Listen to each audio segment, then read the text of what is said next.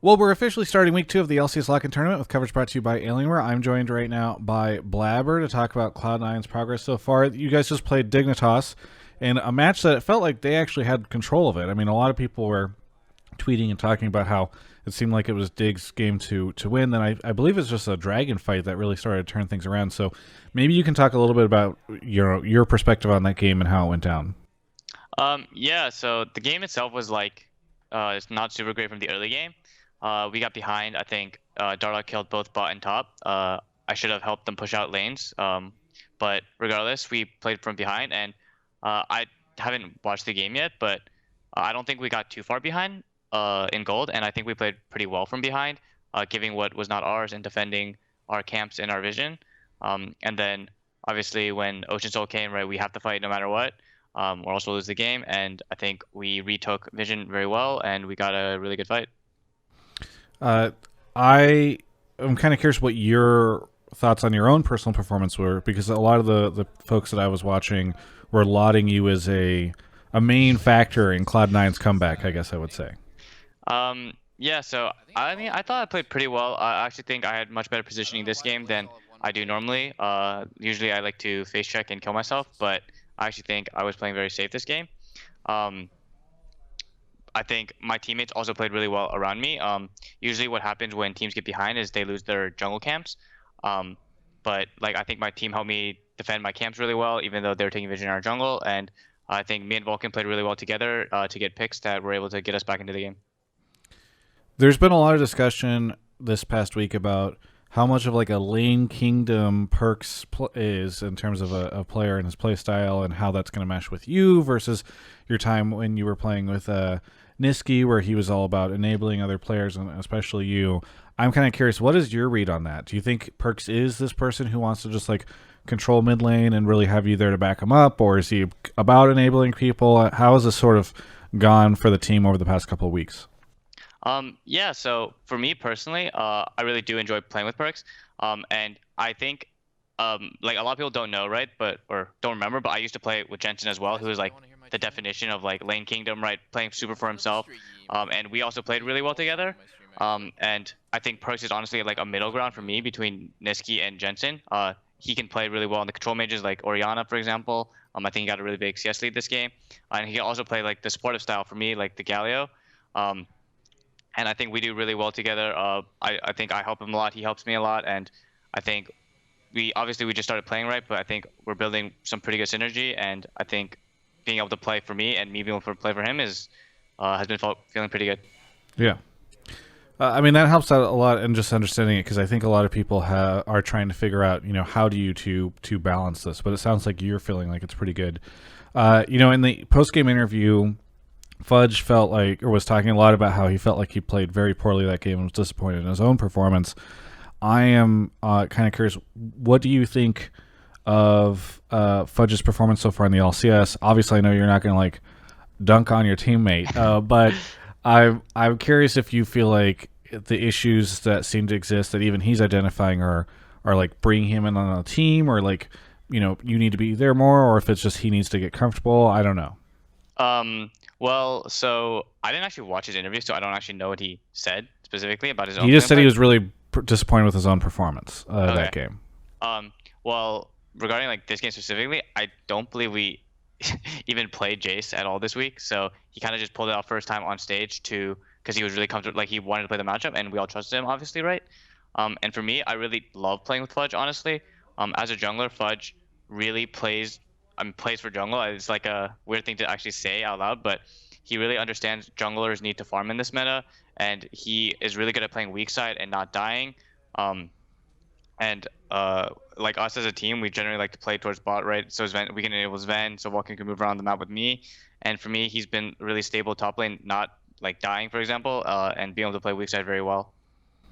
So it's good to hear that you guys are feeling good. Do you think that he has shown stronger performance in scrims than on stage, or quote unquote on stage?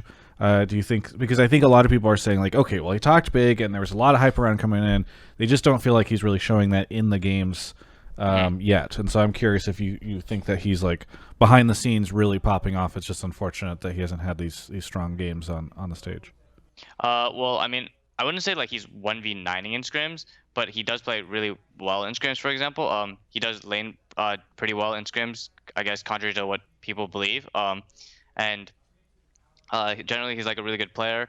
And for me, I've never thought that he was playing bad in scrims or on stage. So, I mean, that's pretty much all I have to say about it. Yeah, it's fair. It's fair. Okay, so let's move on to something else. I'm kind of curious, how different does this team feel from the versions of Cloud9 that you've played with previously? And in part, I ask that because I feel like the team culture is changing a little bit. There's still a little bit of that meminess, but when I think about like the old like sneaky Jensen rosters, etc., it's like it does feel like things are getting a little different over the past couple of years.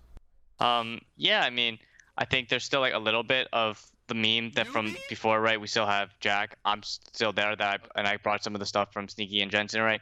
But I mean, every time we change a player, like you lose a little bit of that, right? And so when Zen joined in a replacement of Sneaky, Sven is like a very funny dude, right? But he's not. He's much more serious than Sneaky.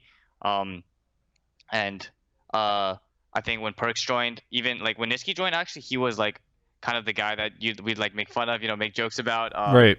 And he's the guy we'd like meme, for like team atmosphere. But Perkz is like he's much more serious as well, and he's like the guy that makes the jokes, about us. And I think in that sense we've changed a little bit on team atmosphere, but I really think that we're still like we're just a group of friends. We have a lot of fun, but we take the game very seriously. Obviously, we're pro players, and we really want to win.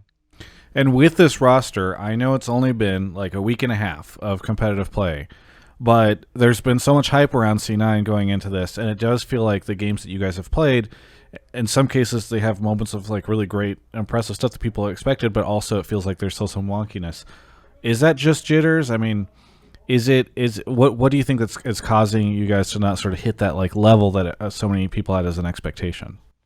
I think I wouldn't say it's jitters. I think we're all pretty seasoned players, and I think it's just a lot to do with maybe we need to mesh better together or figure out our style as a team, like what exactly we want, right? We tried a lot of different things in scrims, and I think it'll just take time, right? I think as a team we're improving a lot. I actually think our coaching staff has been helping us a lot, and we all realize there's like a lot for us to actually improve on. And I think as the season goes on, I think we'll be a lot better as a team. Just a quick question on Vulcan. Whenever, because he ends up playing a lot of champions that I think folks don't always expect a support to want to play, I guess is a good way to put it, right? Like maybe I think a lot of people look at it and it's like, okay, well he's opting for like Yumi and stuff like that. Are these decisions that he's making? Are they decisions that the coaching is making? Like how does he end up in these roles? I don't know if he's just like, I'll be the self-sacrifice and play this role so that we can win. Well, like regarding any role, it's all the same, right? Like we all recommend champions to him that we think are good, and obviously it's always his final say or final decision on what he actually wants to play. And he doesn't have a problem playing melees or ranged champs as long as they're good in the meta. Or for example, I'll tell him like I think X champ like Alistar is really good with Talia because it's good for 2v2, even if he might say like it's not that great for his lane, right? But I'll tell him like it's really good for me, and then he'll be willing to sacrifice like that his lane sort of so that we can have a stronger 2v2 support jungle or like a stronger mid game. That's just like Alistar specific, right? But in general, I think he's very willing to play whatever the team needs or as well as he thinks is good. Yeah, very good. Is there anything you want to say to any of your fans out there, Blaber?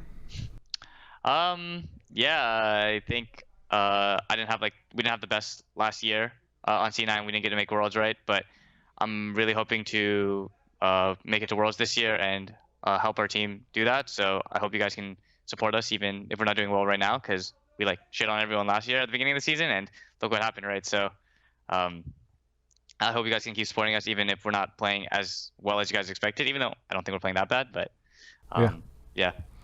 Very good. Well, hey, thank you so much for the interview. And for everyone else, you can check out the rest of my coverage of all things LCS right here on my YouTube channel. Oh, man. I was just watching that interview again after I'd filmed it. And I was thinking to myself, what an amazing interview. The person who conducted that interview definitely deserves more subscribers on his YouTube channel. And yet, so many people don't subscribe because they I guess they just hate him. I don't know. It's sad. But you know who does subscribe? Alienware. They subscribe to this channel, and you can subscribe to their amazing products at alienware.com/Travis. There's a link in the description below. You can use Travis10 off Q4 to save 10% or more off your order. Thank you so much to Alienware for subscribing to my channel. And maybe you could too if you haven't yet. That'd be swell.